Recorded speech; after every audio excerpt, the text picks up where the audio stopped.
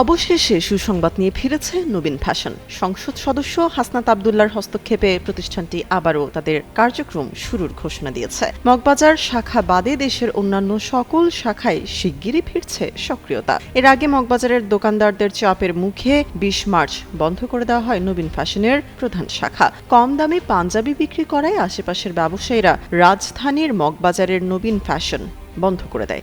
কম দামে পণ্য বিক্রিকে রিলিফ দেওয়ার সঙ্গে তুলনা করে আপত্তি জানান প্রতিবেশী দোকানদার। এই ঘটনায় ক্ষুব্ধ হয়ে মালিক এনামুল হাসান নবীন সামাজিক যোগাযোগ মাধ্যমে দেশ ছাড়ার ঘোষণা দেন।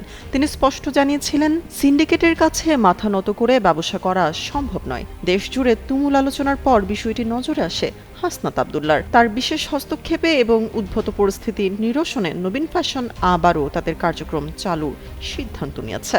বুধবার এক ফেসবুক পোস্টে জানানো হয়, মগবাজার শাখা আপাতত বন্ধ থাকলেও অন্যান্য শাখায় টানা ১৫ দিন ব্যাপী ঈদ আনন্দ উৎসব চলবে।